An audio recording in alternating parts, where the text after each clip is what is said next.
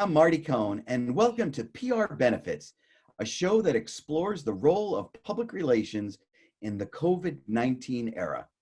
I've been a PR practitioner for over 45 years, helping a wide array of organizations successfully communicate their messages to targeted audiences. I mistakenly thought that 9/11 would be the watershed event in my lifetime. Communicating in the aftermath of that tragic event was challenging. Then came the global economic downturn of 2008 with more lessons in crisis communications. However, 12 years later, we have the coronavirus pandemic and new challenges in uncharted waters have emerged.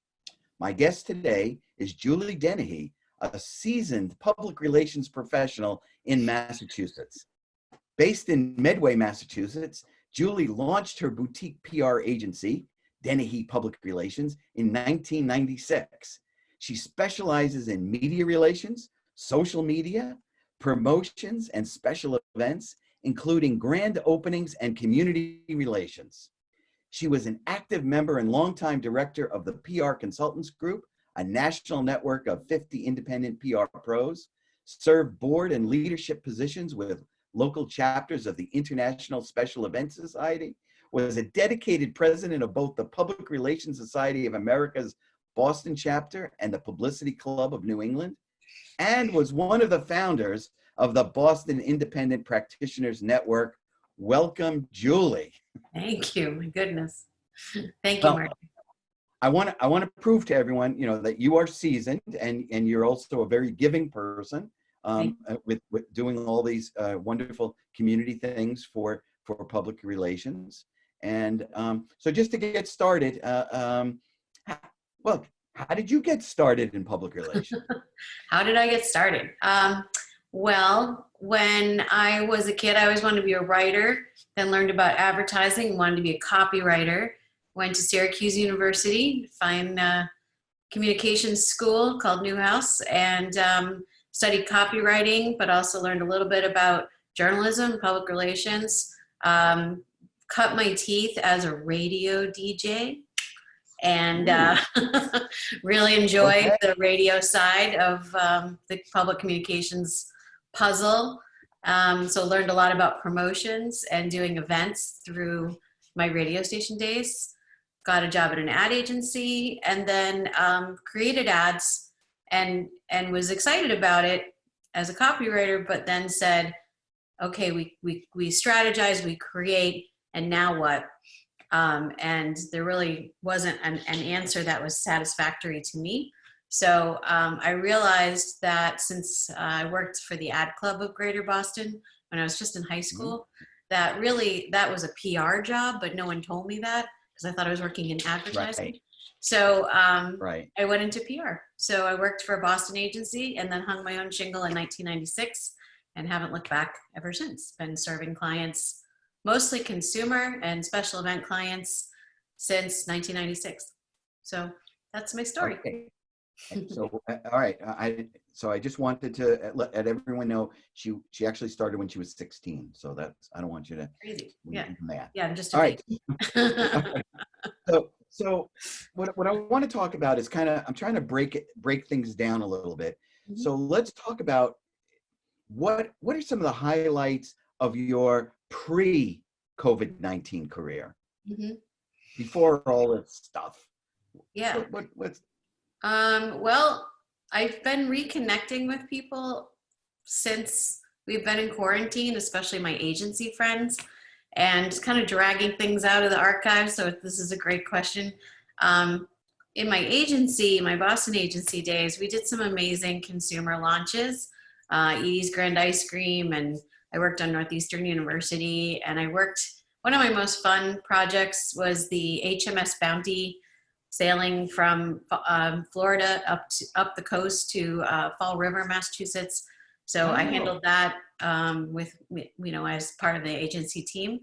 And that was definitely a highlight. There was a lot of logistics, a lot of education components, as well as city and state, local government components, and working with a tall ship is, the ship that was owned by Ted Turner. I mean, that's pretty cool. And then worked on dog shows for 20 years. So worked on the American Kennel Club, No. Boston-based for the cluster, they call it, the Bay Colony cluster of 4 shows, and was really part of the dog show world. That was definitely a highlight for me. I met some amazing people. I'm a big animal lover, so just being around, some of the best representations of the breed of over 150 breeds in one place was just super cool for me. I just enjoyed meeting all the people who love animals as much as I do, both personally and professionally as breeders. And that was definitely a highlight pre-COVID. And then I've had some great clients as part of my own firm. Have worked for many years on 7-Eleven and Blockbuster, doing video release parties at midnight in the middle of, our flagship Blockbuster store was in Malden. So doing like Harry Potter parties and Twilight parties and all kinds of crazy, how to hire an owl for a Harry Potter party, a penguin for Happy Feet, I love doing that stuff. I love being creative and figuring that out. And then in my own agency life, doing some really good, solid cause-related marketing campaigns. So I've worked with Anton's Cleaners for 8 years, doing the Coats for Kids drive. It's the largest coat drive in New England. And Belle of the Ball, they also do, which is a prom dress drive, which unfortunately didn't get to happen this year. So we have lots of prom dresses for next year, but really satisfying personally and professionally to know that the promotion that I'm doing of these causes makes a difference. And that's where I have 2 sort of, parts of my heart when it comes to my own business, and that's helping small businesses succeed and helping artists succeed. And then community, I guess, would be the third, helping my own local community succeed and promote themselves. So I guess that's 3 prongs, but I have a very soft spot for small business and helping entrepreneurs, get ahead, especially now. So. All right. So now, that's pre-COVID-19. Now let's talk.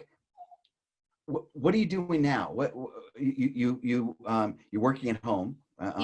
Yeah. What are you doing for your clients now? Great question. I am, my events, like I work for a big Renaissance fair, and I've been. Can you hear me? Yes. Okay. I've been working with them for a while, so we're on hold, but there's other clients like Best Friends Pet Hotels that I've been doing.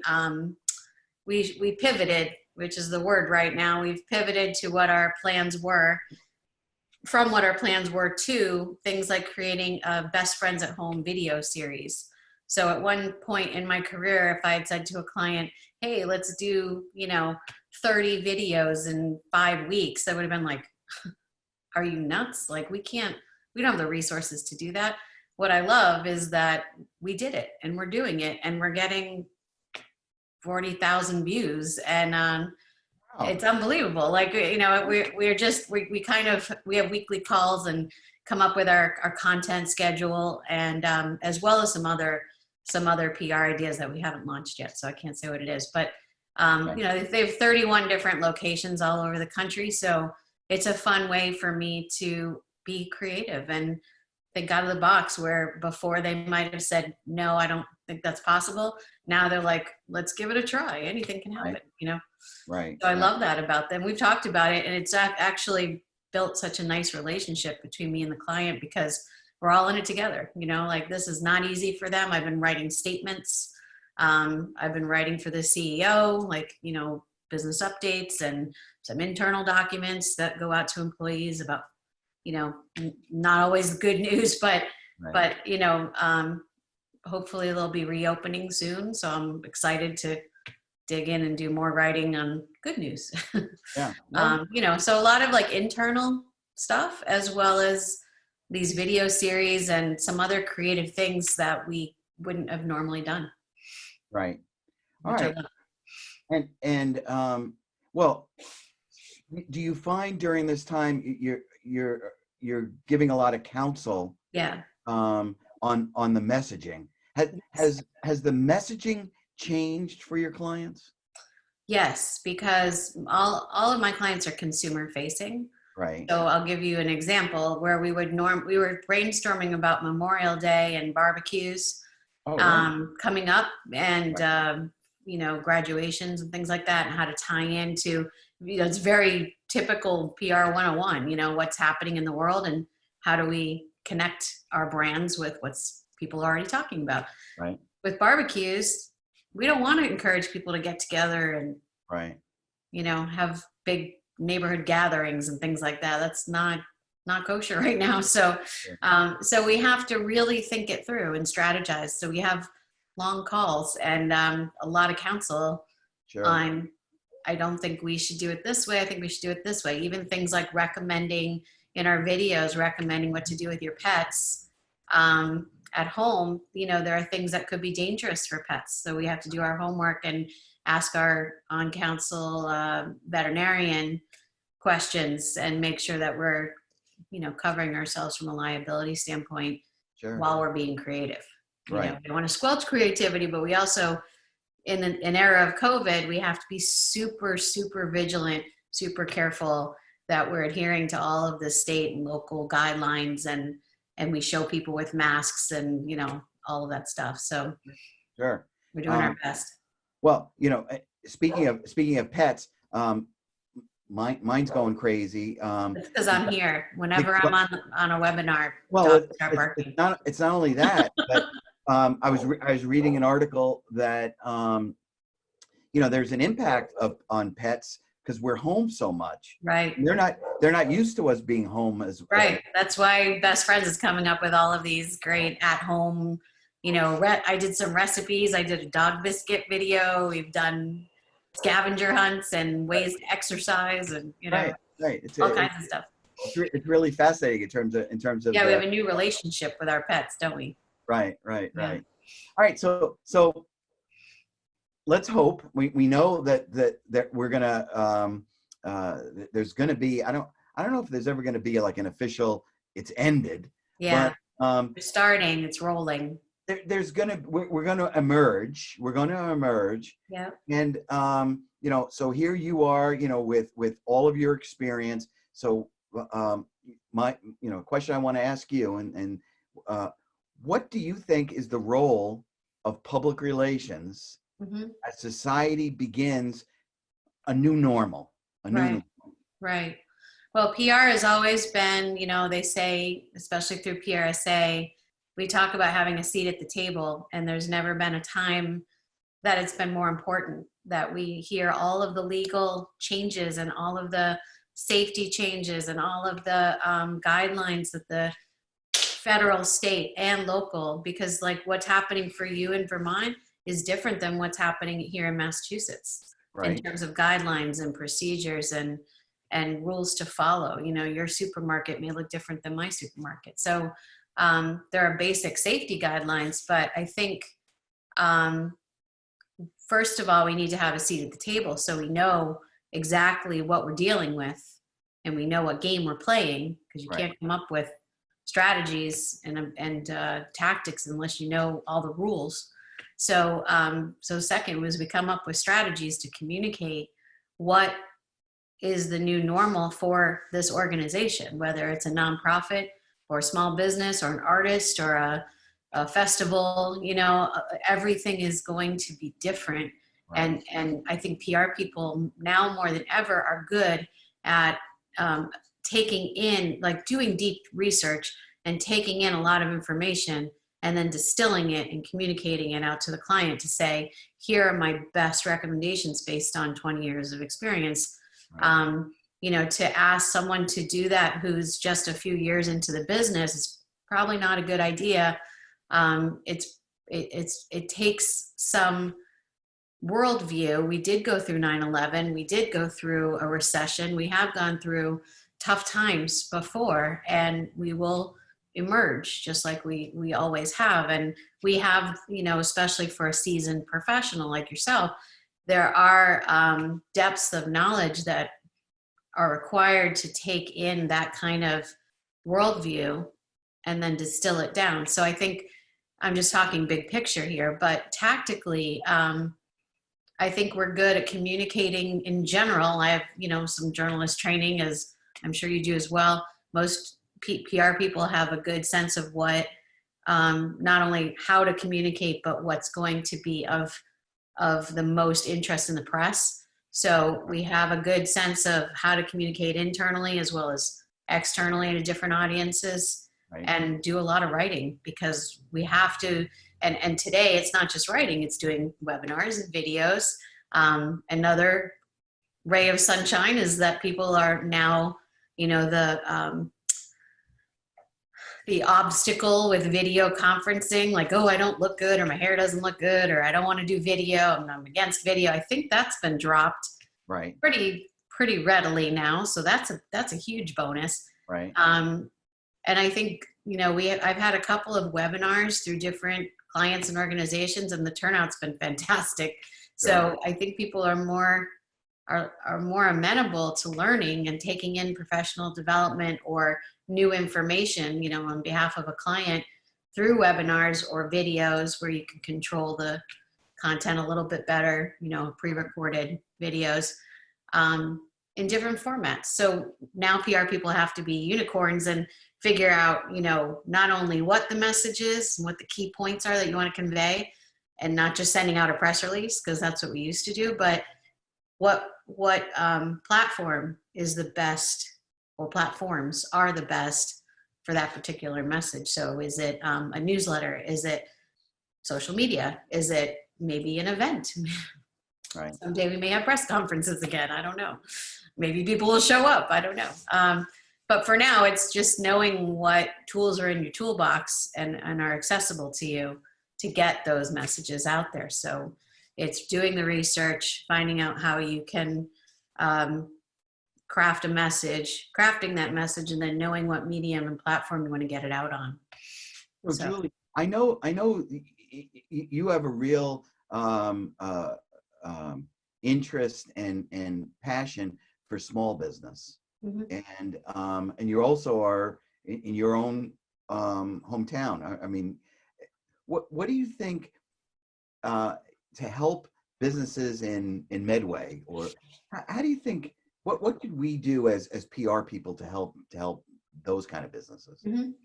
Well, I got an email yesterday from a woman who does a wonderful med spa business, and she's moving into skincare.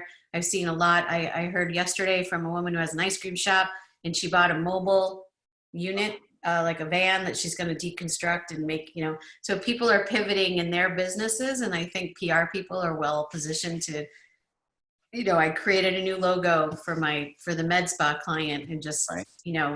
Helping them pivot quickly so that they can get that sub brand up and running so that they can make money. Because a lot of them are doing it, especially on the small business side, so that they can make money. Because if they can't welcome people back in the next month or two, they have bills to pay. And as many, wonderful programs are out there, they've also been difficult to access, maybe a little bit confusing. We're not really sure about whether loans are going to be forgiven or not. So it's better to try to bootstrap, and nobody bootstraps better than entrepreneurs. So what I've been doing to help small businesses, either helping them rebrand or create a sub brand that works within the parameters of the new rules that I talked about, and then helping communicate that, showing them where there are resources, like a local radio station is doing free ads right now. Right. So helping communicate that on our Facebook pages, and making sure I'm connecting the dots between the small business owner and the radio station. Right. They might not be reading the radio station's Facebook page, for example. Right. I've been doing a lot of that. That's probably the primary thing, and doing webinars up and down and left and right, and talking to people and giving them a free advice on, email, which any of your listeners are welcome to email me if they want to have a free consult. I've been doing a lot of that too, just saying like, my business is stagnant because I can't do X, but I was thinking about doing Y. Right. And just a lot of pivoting. So, So and let me ask you this. You're also a big, correct me if I'm wrong, aren't you in the Lions Club? No. I am a lion, You and are you're a a lion. Rotarian. Okay. Yeah, Yes, yeah. yes. I'm I a know. Where's my pin? I don't have my pin near me. but let me ask you, as a lion, you know, Yeah, that a lion is a service yeah. organization. With business roots, just like Rotary. Yeah. And are you finding any difference as being a lion now versus being a lion 3 months ago, 4 months? Oh, well, we had well, that's a great question. We had, when I joined, in fact, she was my sponsor, Alyssa Rodenheiser, a female president of the Lions, which was fairly unusual. And we've had a nice influx of younger members and female members Oh, changing the face of our Lions, population, which is wonderful for me as a woman. And I think we approach things differently. So we, infuse our own personalities and our own spirit into the Lions. And mostly I joined to serve. So no matter what I want, I'm Jewish and I sell Christmas trees because it right, makes great money for our community, and we give back $20,000 or so to our community, and I'm very, very proud of that. So I take no credit except running their Facebook page and helping communicate as best I can. But I've served on the board of our Lions Club as well, and they just do like so many service organizations like the Rotary, like they serve a very quiet purpose. right. Of course, we as PR people like it to be louder, but I think truthfully, I love what they do, and I love that they do it in a humble, quiet, resourceful way. Yeah. And I'm sure the Rotary is the same, Yeah, and I said what I think was wonderful, and is the fact that we all want to help, and we all want to find a way to help. What I'm discovering is, as a PR person in Rotary, now people know that I do PR, and I do a lot of PR for the club. And now what's happening is I'm getting, I don't want to say sucked in, but I know that. I know that but feeling. I'm learning to say no. You got it, because in this Yeah. time you have to You can really just give and give and give and give, you have to right? put limits on. Yeah.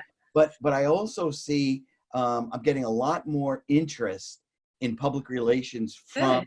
from the organization. In I terms think of, it's baby steps, don't you? Like first it's a logo, and then it's even though that's not really PR, but usually that's where people start when it's marketing. And then it's like Facebook, and then, oh, you're getting stuff in the paper, like it's baby steps, and that's okay. Like, I think you're not going to change the world, it's baby steps are okay. right, As long as you're patient. Like, I've been around a long time. I'm not going to change the world like tomorrow. It's right, okay to do it in, right, digestible bites. You know what I mean? right. Because we're busy with work, family life, that sort of thing. But I find it's kind of interesting that it's taken this COVID-19 for people to say, "Hey, PR, tell me more about that." Or I think I would rephrase that to say that people know what it is, but they didn't prioritize it or find Right, it of value right, to right, them until they're bleeding a little bit. right. And then they go, wait, that's a Band-Aid? That's a thing? That will help me build my new sub business or whatever it is, or Yeah, communicate that my event's not happening, or keep, one thing I'm doing for this Renaissance Festival is helping keep their community connected. So right, even though we're not sure what's going to happen, and I right, hope and pray that it's going to go on in September. I've been right. posting for Mother's Day, like, take care of your queen like she's royalty, and just making sure Yeah, that people remember yeah, that even if, God forbid, it doesn't happen, we're still connected. And so we can still help on social media people feel connected. And to me, there's a very important sub thread that's going on there, which is like people are lonely and they feel isolated and they feel disconnected. And even though it's a Renaissance fair, you know, we have 35,000 people there who are, some of them like very alternative types that are naturally, you know, even actors can be very like self-isolating. Right.